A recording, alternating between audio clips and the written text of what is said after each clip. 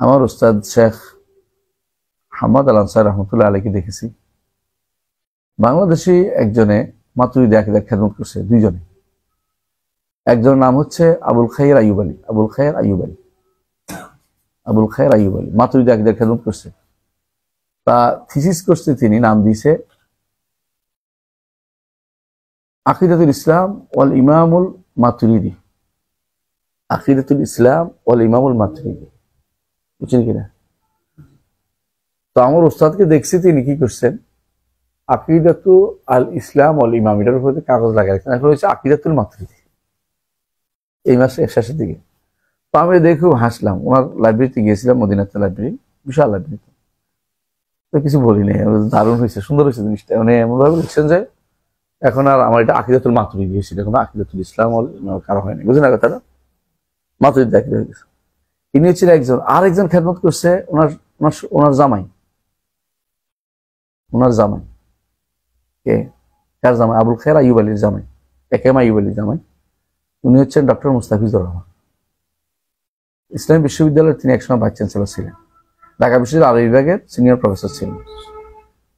তিনিও মাতুরিদি আকীদায় বিশ্বাসী লোক ছিলেন এবং তিনিও দেফা মুস্তাফিদ কাজ করেছেন, যে এই কাজ আর কেউ করে নাই, ওরা দুইজনে করছেন। একজন হচ্ছে শ্বশুর, একজন হচ্ছে জামাই। উনি যেহেতু একদিকে শশিনার সাথে সম্পৃক্ততা রাখতেন, শশিনা দরবারের সাথে, ওনাদের বাড়িও বরিশাল, এবং এদেশের সরকারি মাদ্রাসাগুলো বেশিরভাগই শশিনের ছত্রছায়ায় চলে, কোনো সন্দেহ নেই। বেসরকারি মাদ্রাসাগুলো দেওবন্দ অথবা চরমনাইর ওখানেই বেশি, তাই না?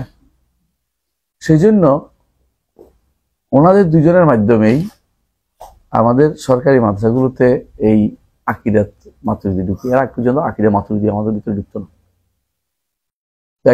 একজন ডক্টরেট করেছে ইয়ার উপরে, তাওয়িলাত আহলে সুন্নাহ নাম দিয়ে।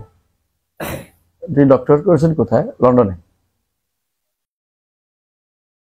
কমপ্লিট একটা অংশের উপর তিনি তাওয়িলাত আহলে সুন্নাহ নাম দিয়েছেন। আরো আশ্চর্যের বিষয় হচ্ছে, তারা দুজনে বই দুইটা ছাপাইছে ইসলামিক ফাউন্ডেশন থেকে, আরবিতে, বিভিন্ন জায়গায় এটাকে পাঠিয়েছেন। এই জন্য তাদের তাহবিলটা সব জায়গায় বসে গেছে মানুষের অন্তরের ভিতরে, কথা বুঝছেন? তাহবিলটা বসে গেছে এবং তাদের কাছে এখন ওইটার বিপরীতে কোনো আকিদা নিলে তারা নিতে চায় না, কারণ তাদের কাছে আগে থেকে বড় দুঃশাকে লিখে ফেলছে। বুঝলেন না কথাটা? খালি থাকলে এটা শুদ্ধ করা সম্ভব ছিল, কিন্তু বসে গেছে, এটা শুদ্ধ করা কঠিন কাজ হয়ে গেছে। আমি আপনাদেরকে একটা ধারণা দিলাম কিভাবে আকিদাতুল মাতুরিদি আমাদের দেশে কিভাবে ছড়ালো। এই ছিল একটা পরিবেশ যেখানে এটা ছড়াইছে। ঘটনাচক্রে মাতুরিদি আকীদার আরেক দিকপাল হচ্ছে জাহিদ আল কাউসারি। তিনি মাতুরিদি যেমন ছিলেন, আবার জাহমিও ছিলেন। জাহমি বুঝছো কিনা? অর্থাৎ মাতুরিদি আকীদা সরাসরি অনেক কথা বলে নাই। তারা বলছে আল্লাহর কালামে নফসি তাফসীর কথা বলে, আল্লাহর কালাম সম্পর্কে কথা বলে গেছে। সরাসরি এই কোরআনকে আল্লাহর বাণী নয়, এটুকু তারা কোনোদিন স্পষ্ট উচ্চারণ করে নাই। এই কোরআন আল্লাহর বাণী নেই, এটা বলতো না।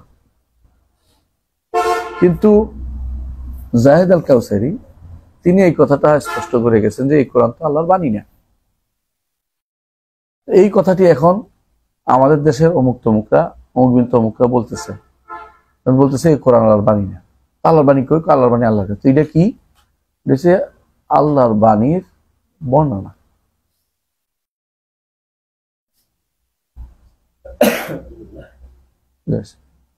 আল্লাহর বাণী না হলে এত সম্মান কিসের? আল্লাহর বাণী না হলে আল্লাহর বাণীর কোরআনের সম্মান কেন?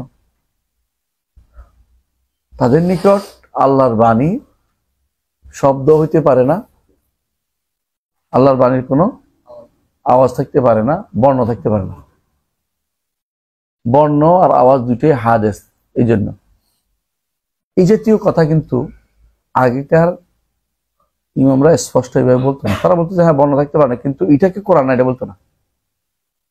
এখন মানে আরবরা বলে ইয়াকদি আলাল মারই ফি আইয়ামি মেহনাতিহি ফায়ারা হাসানান মা লাইসা বিল হাসান।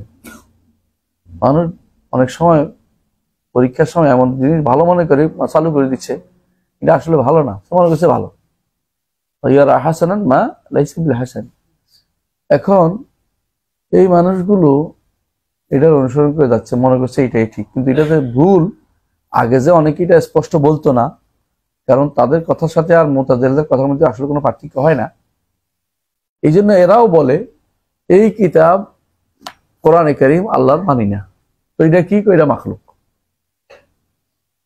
পার্থক্য কি? আল্লাহর কালামকে মাখলুক বলে না কারা? মাতুরিদীরা। আর মুতাজিলারা কালামকে মাখলুক বলে। কিন্তু কোরআনকে, এই কোরআন আমাদের কাছে যেটা আছে এটাকে এরাও মাখলুক বলে, ওরাও মাখলুক বলে। মাতুরিদীরাও মাখলুক বলে, মুতাজিলারাও মাখলুক বলে গেছে আগে। তাহলে এই জায়গায় এসে কিন্তু দুই এক মিলে গেছে। হ্যাঁ, দুই নাহার একসাথে হয়ে গেছে। মাজমাউল নাহরাইন মাজমাউল বাহরাইন হয়ে গেছে, মাজমাউল বাহরাইন হয়ে গেছে। আমি কি কথাটা বুঝাইতে পারছি এতক্ষণ ধরে? এটা বুঝলে কিন্তু সহজে অনেক কিছু আপনাদের কাছে স্পষ্ট হয়ে যাবে যে কোত্থেকে কি আসছে। তো এখানে আমরা তিনি যেগুলো উল্লেখ করেছেন, এগুলো তিনি উল্লেখ করেছেন আকীদা